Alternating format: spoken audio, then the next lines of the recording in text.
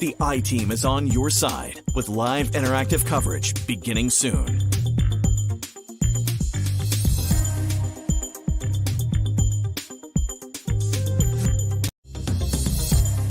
The I-Team is on your side right now.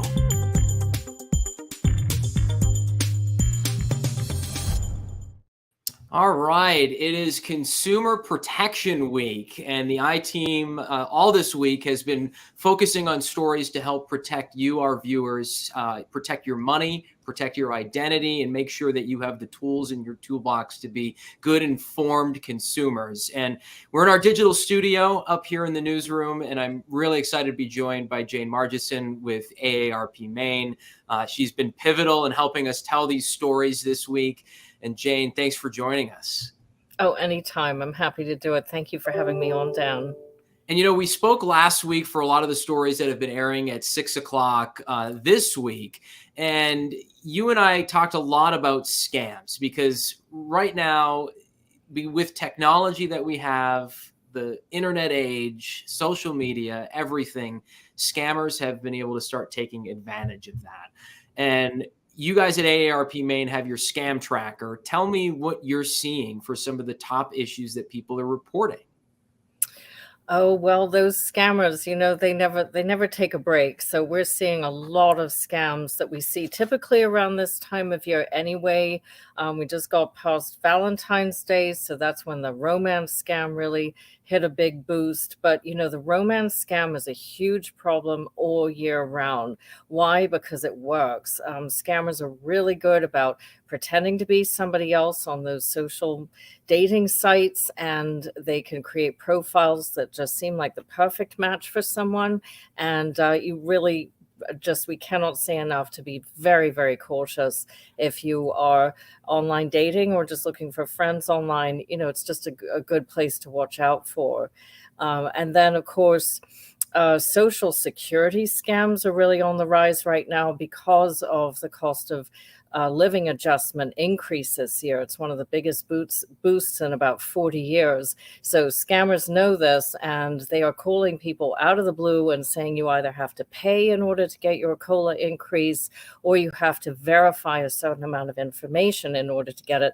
Neither of those is true. If you are on Social Security, you are automatically going to get that boost through the cost of living adjustment. There's all these things called imposter scams that you and I have talked about a lot in the past, of people either using phone calls or emails claiming to be, a business that's reputable, or even claiming to be the government trying to gain your trust in order to gain your money.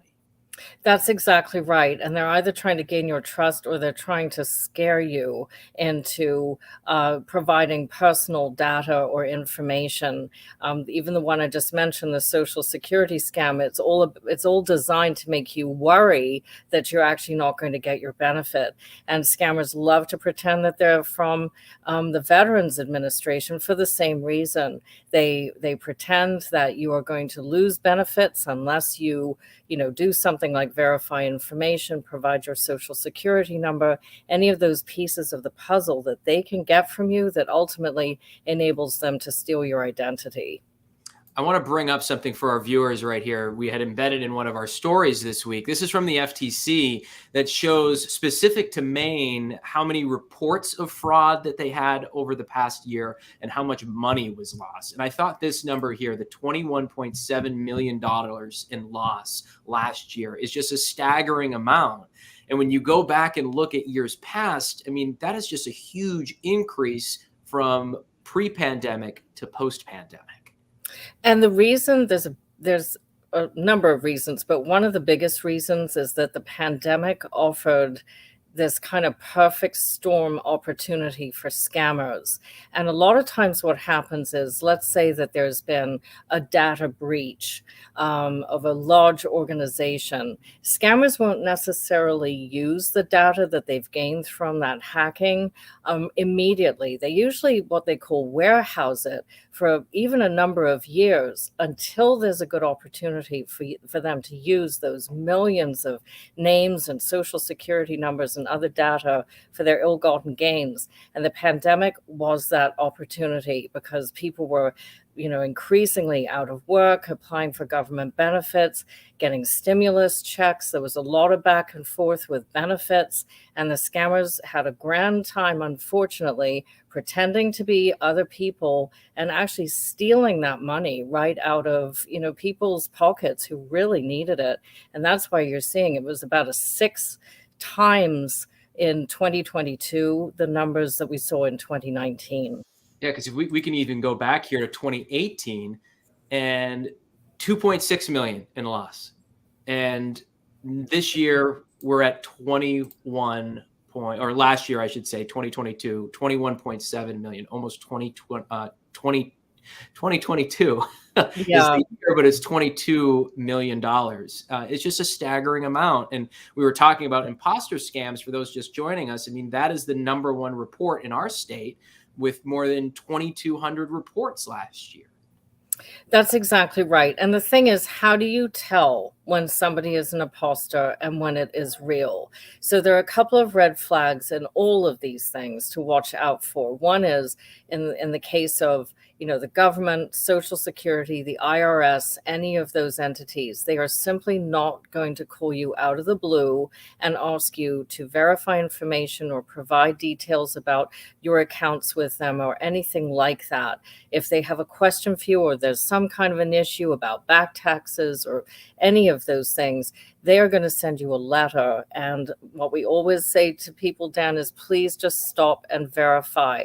Hang up that phone. Don't engage. If there really is a problem or you have a question, you can always call the IRS or Social Security or whoever it is yourself to verify the information. One of the things we also put in here was using pressure tactics to act immediately. They're trying to get you to not think, to not stop and verify. And that can be tough for a lot of people who it's hard to say no when you have somebody on the phone that's really trying to hound you for something. I think that's a very good point to make, Dan. That is one of the biggest things that they do, is they make you feel that you have to make a decision in a hurry. And right away, that's kind of getting you off your, mooring, as it were. And it's making you stop thinking that this might be a scam. You're now just really playing into the hands of the scammer because you're scared, or you think you won the lottery, so you're excited. Whatever it is that is making them have that hold on you. They call it getting you under the ether. That is a very dangerous place to be. And if you can sense that that's where you're headed, you should disengage immediately. And I always say, call somebody. I mean, we offer the AARP Fraud Watch helpline is available. It's completely free, and you don't have to be an AARP member. We welcome calls from anyone of any age, and we will help you discern whether something is real or a scam, or just, what to do if you actually have been scammed. Absolutely. I want to transition because we hear about scams, and scams are often leading to another issue that we see a lot, and that's identity theft, because they're able to grab your personal information. And the FTC, we saw around 1,300 Mainers had reported identity fraud last year, a staggering number again. It is. What is something to look out for, especially if you think you've been scammed, the type of information that could play into your identity being stolen? Well, there are several key pieces that you really don't want to share with anyone. Your Social Security number, information about your bank account, your credit card numbers, your date of birth. All of those are very personal pieces that scammers would love to get their hands on. And one of the things that they really want to get their hands on is your credit report, because in your credit report is a long history of all your transactions and your the accounts that you have. So if you own a house, your mortgage information will be there. Your car loan information will be your school loans, anything like that. And your credit card numbers, your bank numbers, all of that. It's a huge pocket of information that the scammers want. So what can you do? Place a freeze on your credit report. It's absolutely free to do it. You have to do it with all 3 credit bureaus, Experian, Equifax, and TransUnion. You must do it with all 3, but it won't cost you a penny. It takes minutes to do it. And then you really have all that information under a special protection. And even if a scammer has gotten lots of personal information about you, it will stop them from being able to open credit in your name. I want to add our website up here because we did this story yesterday, and we have a full guide on WGME.com right now of how to go to each of the credit bureaus. You can either call, as Jane said, there's links on here to go to their website. I actually just refroze my credit yesterday as part of the story.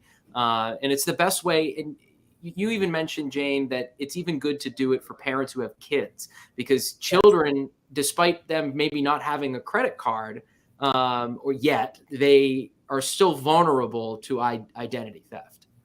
That's exactly right. If you have kids or grandkids, honestly, no matter how young they are, if they've got a social security number, which they will, that's not something that you want to fall into the wrong hands, because with children, it will likely go undetected for a long time. So protect everybody in your family. Again, it's free. You can freeze and unfreeze your credit report as you need. If you're buying a new car or applying for something where you need one of those credit reports to be released, you can simply do that, temporarily unfreeze it, and then refreeze it right away. It's very simple to do. And I think it's good to remember too the difference between identity theft and identity fraud. And identity theft is when the scammer has actually stolen your information, but identity fraud is when they actually take action to commit a crime using your information. And if and when they do use your information to commit that crime, it can really unravel not only your finances and your credit, but really your reputation, because that person is, not to use the word imposter again, but they're trying to be you. Well, they are, and they can do so much damage, and they can do it very quickly too. But on the other hand, it can take years to, you used a good word, to kind of unravel this whole mess that they've created. And all the while, your own good credit may be placed into jeopardy. So this is really an excellent step to take. A good proactive step as a good fraud fighter. I always say if you're taking these proactive steps, you're going to be a great fraud fighter instead of the next victim. And they're really easy steps. I mean, we have 5 different steps right here. Using your strong password online and 2-factor authentication, making sure that you check your credit statements on the regular basis, and then the old analog way of doing things is shredding. And I mean, I still shred my junk mail because there's always credit card offers or something coming in, and they have these little pins and identifiable information. And that could be a huge help for somebody who's either going through your trash or what have you. That's exactly right. And shredding is a great thing to do. That will really help, whether it's a tax return that information included in it, or it's a catalog with the identifying information about. They usually have a little square, it's blue or yellow usually, with some identifier plus your address, etc., etc. You can just rip that right off the back of the catalog, recycle the rest of it, but shred that important part. And there are usually some free shredding events we're hosting for this year ourselves, that around the state, where you can simply shred all of this information, absolutely no cost to you. We talked a lot about making sure you protect your personal information, and especially right now when tax season is going on. A lot of people file online, but there is a group of people that still decide to mail it in, do the analog way of sending in that return to the IRS or to the main revenue services. What should they be wary of, Jane, ahead of sending in that return? Making sure that they're not putting it in their mailbox, right? That's the really, really the best step, is to make sure that you are mailing your tax return. If you're doing it that way, that's completely fine, but make sure you're taking it either to the post office itself, or you are using a USPS post office box, and you are not just putting it out by the side of the road in your own mailbox with a little flag up, because there actually are scammers who will look for those flags up and go through people's mail looking for the checks, the tax returns, anything with that personal information on it. That's just the keys to the kingdom when it comes to stealing your identity. And that's we say it so much that those numbers, your social security number especially, is the key to your identity. So safeguarding that, I mean, it's simple things, and hopefully they get ingrained in people enough that we see a lot of these fraud numbers go down.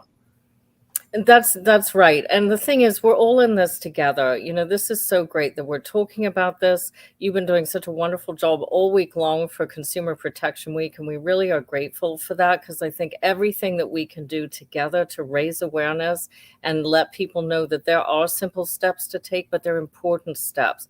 And please, share this information with your friends, with your family, whether they're in Maine or elsewhere. These types of steps and clever things to do, they're good to do whether you're here in Maine or in another state. It's easy, but it's important. It's the old saying, knowledge is power. It's very true. It's very true. And the scammers are so creative and they are so relentless. I mean, I get calls, texts, emails daily. I'm sure you do too. It's relentless. But I know what to spot for. I know what to look for. And the reason, for example, we say, look at your credit card statements and your bank statements. Look for even those tiny little charges that seem insignificant. But if there's a charge on there that you don't recognize, even if it's just a few pennies, you should call that institution about it, because it might be a scammer trying to use our card. I had this happen last week. It was last Friday after our interview, and I had a ping come up on my Bank of America app saying that my debit card was being used somewhere that I was not at, and I was able to shut it down quickly because I have those alerts set up. So it's making sure that you're a knowledgeable consumer and you're following along with all your finances, keeping on top of everything. That's excellent. So you knew what to do, Dan. Well done. We got to practice what we preach. Absolutely. Well, Jane, thanks for joining us, informing our viewers for this Consumer Protection Week, because as we kind of said, the knowledge about this and keep drilling it down is going to hopefully make it more mainstream, so less Mainers are falling victim to these types of things. So thank you, and thank AARP Maine for being willing to share this information with our viewers. And to remind the people who are watching here on Facebook and Twitter and on YouTube, every night this week for the next 3 nights, at 6 p.m., we're going to have stories focused on consumer rights under the law and what protections you have to make sure you safeguard your money and your identity. Tonight, we're going to be looking at construction and home improvement scams. We talked with Jane for this, as well as the Attorney General for the state of Maine, who breaks down some of the protections under state law. And then later this week, we'll be talking more about appliances and the state's implied warranty law. So some big things coming down the pike, but please join us each night tonight at 6, and we'll have plenty more coverage throughout the week.